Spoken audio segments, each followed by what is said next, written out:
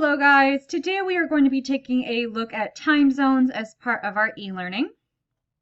Before we get into the definitions and looking at some examples of how time zones really work, we're going to watch this quick video because I think the creator did a really nice job of explaining what time zones are and generally why we have them. It's some time. Why do we have different time zones? 'Cause we have different watches. Nah. Our Earth rotates on its own axis. Due to this rotation, different parts of the Earth receive different amounts of sunlight, thus causing morning, noon, evening, and night. Now, if we had one time zone, then 12 p.m. would be noon at some places, but it would be night or evening at other places, which would be inconvenient. Hence, scientists made different time zones according to the Earth's rotation with respect to the sun. But how? The Earth makes one full 360-degree rotation in 24 hours. This means in 1 hour, the Earth moves by 15 degrees. Using this information, scientists divided the planet into 24 sections or time zones. Each section or region was about 15 degrees wide and had a specific standard time. This helped us know the proper time of the day in that part of the Earth. Hold on, guys. Can you guess the time? Okay, first to recap. The Earth revolves around the sun, and as it does, it's also rotating or spinning on its axis. The image down here on the left is showing the Earth revolving around the sun, which takes approximately 365 days, which is why we have that many days in a year. Whereas on a day-to-day basis, the Earth rotates around its axis one time every 24 hours. That's why we have night and day. Each complete turn or rotation takes, like I said, about 24 hours, which is why we have 24 hours in a singular day. And it's because of this rotation that only one side of the Earth is ever facing the sun at a time. When one side is facing the sun, it's daytime, and the other that is facing away would be in nighttime.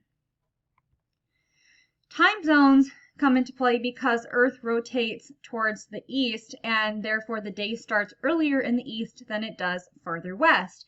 And when governments and scientists took a look at this information, they agreed that in order to make the world a more convenient and easy place to live in for businesses and just general people alike, they needed to divide the world into standard time zones, one time zone for every hour of the day, making 24 standard time zones for the world. As I said, as the Earth rotates or spins every hour, new sections of the globe are moved into and out of the sunlight. Now, what are time zones? Time zones are just areas that share the same time, and neighboring time zones are 1 hour apart.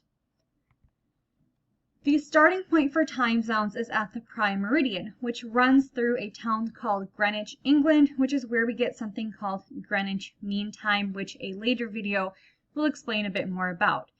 But essentially, all time zones and times can be calculated by moving east or west from the prime meridian. One time zone east of the prime meridian would be 1 hour ahead, and one time zone west would be 1 hour behind. Okay, let's take a look at some practice with time zones. This is a time zone map for the United States. And if we take a look, we first want to answer how many time zones do we see for the continental US? And for the continental US, we see 1, 2, 3, 4 time zones. Alaska and Hawaii are in separate time zones because they are even farther west. Our first practice question, though, asks us how many time zones are we crossing to go from New York to San Francisco? Well, New York is over here in the green section, which is a part of the Eastern time zone. And to go to San Francisco, we go through 1 time zone, 2 time zones, and 3 time zones. So our answer would be 3. Our next practice question asks is San Francisco going to be behind us or ahead of us in time? and by how many hours? Well, we are down here in Indiana, and where we're at in Indiana is still a part of the Eastern time zone. So now we can calculate how many hours ahead or behind. Since we're moving west by 3 time zones, they are behind us in San Francisco, and they are behind us by 1 hour, 2 hour, 3 hours. So they are behind us by 3 hours. Next, if it is 6 a.m. in Indiana, what time would it be in Los Angeles? So let's say it's 6 a.m. here in Elkhart, Indiana, and you're going to plan a time to call a friend who lives out on the West Coast in Los Angeles. Probably we're not going to want to do that at 6 a.m. and here's why. So if we go back 6 a.m. here in Eastern, it would be 5 a.m. in Central Time, 4 a.m. in Mountain Time, and only 3 a.m., so 3 o'clock in the morning in Los Angeles. I don't think our friends would want to be getting on Snapchat or be texting us or FaceTiming us at 3 a.m.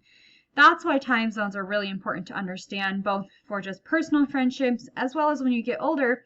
You may be interviewing for jobs that are in a different time zone, and you may be asked to set up a phone interview or a Google Meet or a Zoom interview, and you want to have an idea of the time zone difference so that you can pick a time for the interview that's not only good for you, but good for the person that is going to be interviewing you. Therefore, it won't be too late or too early for either of you. So like we said, it would be 3 a.m. in Los Angeles if it's 6 a.m. in Elkhart, Indiana. All right, now let's work the opposite way. If it's 11 a.m. in Denver, which is in this pink Mountain Time section, what time is it in Detroit? So 11 a.m., 12 p.m. here in Central Time, so noon, and then it would be 1 p.m. in the Eastern Time Zone. So if we were talking about making a phone call or a FaceTime call, that wouldn't be a bad time difference, 11 a.m. to 1 p.m.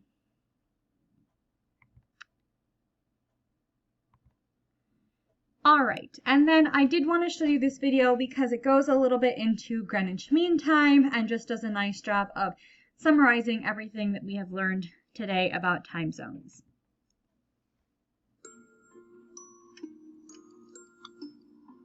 What time is it? A seemingly easy question. But at any given moment, the time will be different in different places in the world. While one person is waking up to breakfast at 7 a.m., another will be heading off to bed at 10 p.m.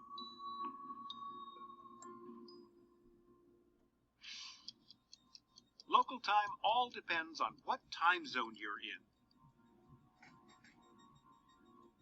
A time zone is simply a region on Earth which is bound by longitudinal lines. These lines, sometimes called meridians, run vertically from the North to the South Pole, each 15 degrees apart. Meridians break the world into 24 time zones. A time difference of 1 hour per zone occurs with the rotation of the Earth. If it is, say, 2 p.m. at one meridian, 30 degrees west will be 2 time zones or 2 hours behind. So here it would be high noon. Between zones 0 and 24 lies the International Date Line, where you cross from one day to the next. But who decided what time it was and where?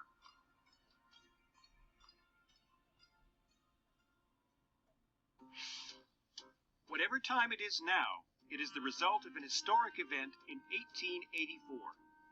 At the International Meridian Conference, Canadian Sir Sandford Fleming proposed that time begin at Greenwich, London, a major trade and shipping hub of the time. Using Greenwich as the agreed universal meridian, the 24 time zones were established. The system was known as Greenwich Mean Time. By 1929, most countries had aligned their clocks accordingly.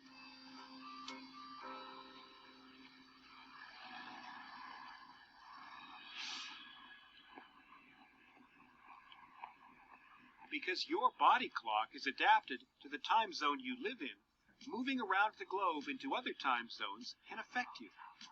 If you travel from London to Los Angeles, for example, you'll be 8 hours behind. This means you'll be hungry when you should be sleeping, and nodding off when it's time to go out and explore. The time on your watch was set over a century ago. But wherever you go, it will be constantly changing.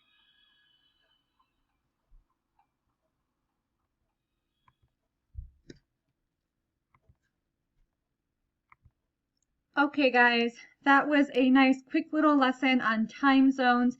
So what do we need to do now?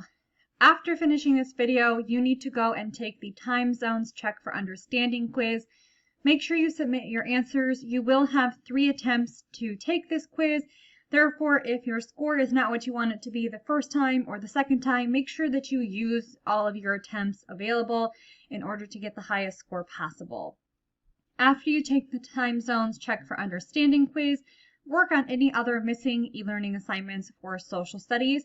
If you don't have any missing e-learning assignments for social studies, then I would suggest taking that time to catch up on any other missing e-learning work that you have. Thank you guys for watching and listening. I hope that you have a great rest of your day. Stay safe, stay healthy, and we'll see you next time in class. Bye.